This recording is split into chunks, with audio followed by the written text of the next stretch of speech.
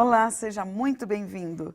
Começa agora o programa Dualidade, diretamente dos estúdios da TV Mundo Maior, Guarulhos, São Paulo, Brasil. Hoje nós estamos com o tema Organização Fraternidade Sem Fronteiras e estamos recebendo com muito carinho o nosso querido Wagner Moura, que é fundador e presidente da ONG Fraternidade Sem Fronteiras. Seja muito bem-vindo, Wagner. Muito obrigado, Celina. Obrigada por aceitar o convite. Eu que agradeço o convite amoroso, o carinho de vocês. Né? Todo o grupo aqui é uma fofura, né? Fofurice, coisa linda. Que bom que você está se sentindo bem. Que bom, que gostoso estar aqui. Muito obrigado. Tá? O carinho nosso, o seu pra a gente não tem nem como agradecer mesmo. E espero que a gente esteja junto por muito tempo. Vamos falar um pouco, então, como começou isso tudo, a Organização Fraternidade Sem Fronteiras, que, pelo jeito, é um projeto gigante, grandioso, que envolve quase todo o planeta. Vamos lá. Olha, é o sonho que envolve o planeta, né? Nesse processo, nessa mentalidade mais regenerada, é isso que a gente procura. O início foi um chamado do coração que a gente queria que fosse um movimento sem fronteiras, que extrapolasse as nossas fronteiras. Você que deu o nome? Religiosa, geográfica, ideológica, né? Sim, foi eu que criei, foi da primeira viagem para conhecer o projeto. Depois de ter desenvolvido vários projetos no Brasil, ser voluntário em vários projetos no Brasil, esse chamado continuava e a gente foi até o continente africano, na África subsaariana, nas aldeias de Moçambique. E lá identificando aquela necessidade, né, de crianças órfãs, né, de pais que tinham morrido pelo HIV, malária, em situação muito precária, são milhares de crianças e tal. Eu voltava refletindo, porque no primeiro momento eu queria criar um movimento sem fronteiras, né? Eu me incomodava muito da gente ficar num gueto, num núcleo só. Como que a gente, sendo todos filhos de Deus, né? Todos irmãos, por que tem essas barreiras, essas fronteiras? Eu me incomodava com isso. Tu era espírita? Eu era espírita, já tinha fundado um centro espírita, inclusive. Em Mato Grosso do Sul? Em Mato Grosso do Sul. Mas aquilo, eu queria além das fronteiras. Então, assim, a primeiro ideia... você fez todo um trabalho espírita, depois você foi para essa ONG? Sim. Eu iniciei no trabalho à medida que eu encontrei uma reportagem do Chico Xavier, né, na minha adolescência, muito jovem, e eu vi que o Chico ajudava, se dedicava a vida dele para ajudar as pessoas. Aí você falou, tem que fazer alguma coisa. Eu falei, eu também quero isso para minha vida. Eu falei que o Wagner já veio preparado para essa missão. Aí, o que eu fiz? Eu acordei no outro dia, depois que vi aquela reportagem, porque eu estava na busca, eu queria fazer algo estava me chamando, e aí eu fui buscar um centro espírita, porque eu achava que o centro espírita era receber mesa branca, né, espírita na mesa branca. Mas quando eu vi aquela reportagem do Chico, eu falei, não, é diferente. Se o espiritismo é isso, eu também quero isso para a minha vida. E aí eu fui assistir uma palestra, encontrei um centro espírita, fui assistir uma palestra, no final conversei com o palestrante, olha, eu queria participar desse movimento aí de caridade, falei, vem aqui, participa de um grupo jovem que se reúne domingo, 6 horas da manhã, estava acordado, e esses jovens levavam sopa, fazia trabalho numa favela, numa comunidade em Campo Grande. Falei, é lá que eu vou. Comecei a participar e nunca mais parei de fazer trabalhos sociais, até o ponto que eu fundei um próprio trabalho, que virou hoje o Centro Espírita Amizade.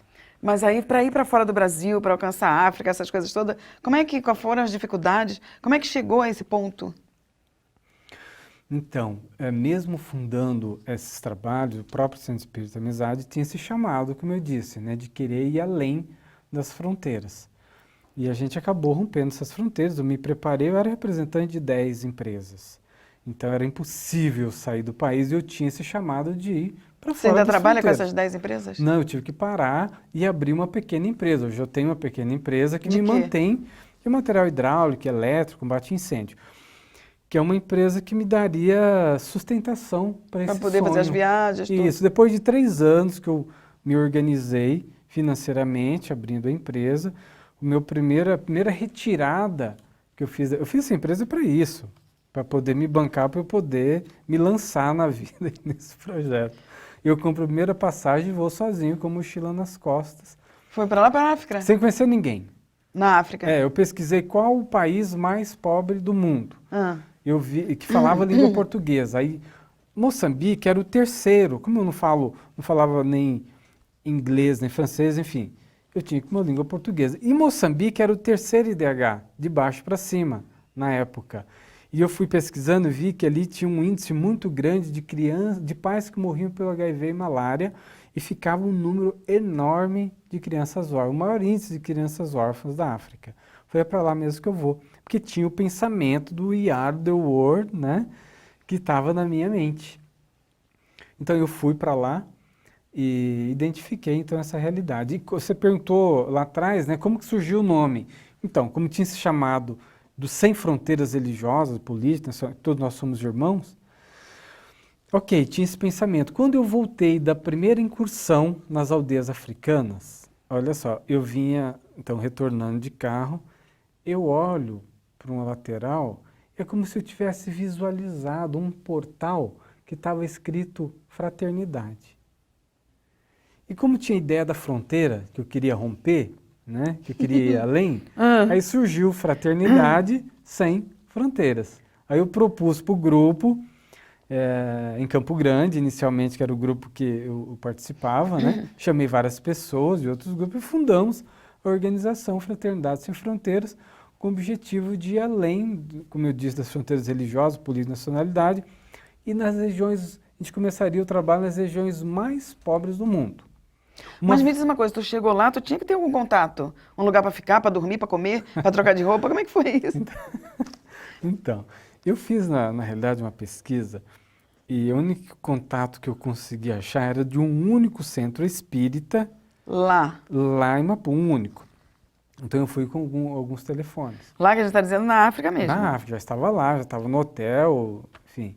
E aí eu começo a ligar para essas pessoas e consegui localizar algumas pessoas dos centros brasileiros que estavam lá, né, já abriu um pouquinho a porta, né? Você falou, não, preciso ajudar, preciso ter um contato. Sim, aí eu cheguei, conversei, falei, olha, eu tenho um sonho. Hoje eles me falam que acharam que eu era maluco, né? Mas como que esse rapaz me aparece aqui com a mochila nas costas, falando que quer ajudar criança, ajudar a comunidade? Quem é ele? Não tem instituição nenhuma, né? Mas as coisas foram caminhando, tomando proporções. O interessante que eu estava comentando, que eu fiquei 3 dias na capital Maputo conversando com eles, e eles me levavam para um canto ou outro, e sempre me falavam de várias histórias, mas eu não conseguia sair daquele ambiente, daquele núcleo, né? E eu queria ir para a aldeia e não conseguia. Quando foi já no 3º dia, eu tive uma pressão, e aí falando da vivência espírita, foi fundamental o conhecimento espírita. Porque em determinado momento que eu estava no hotel, eu fui começando a ter algumas angústias no 3º dia, né? E toda a crítica que tinham me feito antes, né? O que você vai lá? Lá tem muita pobreza, tem em todo lugar. Será que isso não é exaltação da tua vaidade, do teu ego? E sim, várias coisas vinham na mente. Para você desistir. Isso. E aí o seguinte, quando foi no momento em que veio na minha mente, remarca a tua passagem amanhã e suma daqui, eu já arrepiei. Aí eu entendi, porque eu não estava entendendo. Estava achando que era da minha mente. E suma daqui, eu já estava com o corpo todo arrepiado. Todo arrepiado. E aí eu estava apavorado, sozinho no hotel. E eu via na minha frente muitos espíritos falando, some daqui. E tu pegou as coisas e foi? Estava apavorado. Não fui. Uma voz lá íntima me disse, a prece. E eu, com medo, estava com medo mesmo, estava apavorado, né? Não estava com medo, estava apavorado. Aí eu fecho os olhos e penso em Jesus e começo uma prece. Então eu falava assim, porque era uma busca de muitos anos, era mais de 20 anos de busca. E eu conversava assim com Jesus, falei, Senhor, eu também não sei o que eu vim fazer aqui. Eu me emociono. Foi uma conversa de amigo para amigo ali. Eu estou emocionado, porque quando eu lembro daquele momento, foi muito forte. Claro. Porque aquilo foi um divisor para a minha vida, para a fraternidade, porque eu podia ter aceitado a sugestão E de desistido de suma tudo. daqui, vai cuidar dos seus, da tua vida, né? Mas não, eu conversei com Jesus, eu falei, Senhor, eu também não sei o que eu estou fazendo aqui. Mas o Senhor sabe da minha busca íntima e verdadeira. E fui conversando e chorando, conversando e chorando. E aquilo foi pacificando meu coração, foi pacificando, foi pacificando. E eu não sou vidente, não, mas eu vi aqueles espíritos obsessores mandando eu embora, mas eu também vi um homem que foi crescendo atrás de mim. Ele foi crescendo, quer dizer, e era um gigante esse homem. Eu via até os braços e os pelos dos braços que iam crescendo, né? Não sei como eu via também, né? Só estudando doutrina espírita, né? E aí, assim, eu também fiquei apavorado com ele também. Mas eu só sabia, que já era outra energia. eu sabia que era outra energia, porque imagina, você sentia isso quase físico, né? Mas eu sabia que era do bem. Uhum. Dá pra saber, né? Dá para saber. Aí eu fui pacificando, respirando, e aqueles espíritos que eu estava vendo ali foi transformando em miniatura. E eles Os obsessores. exatamente, ficaram tão pequenininho e ele um gigante, né? E aquilo foi então me pacificando e uma voz veio dizendo, siga, tá tudo certo, pode seguir que nós estamos com você. Pronto, foi a única orientação que eu recebi ali naquele momento, foi aquilo.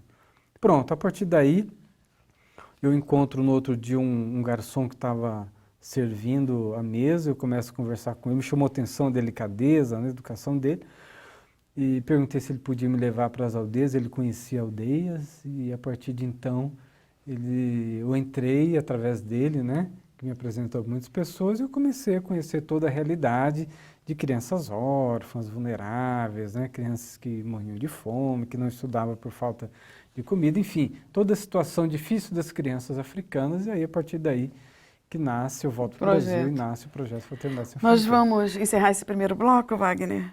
Um rápido intervalo, você continua com a gente e a gente volta para ele falar de como é esse projeto todo no mundo aí, para você ver o que você pode fazer para colaborar, para estar junto com a Fraternidade Sem Fronteiras. Até já.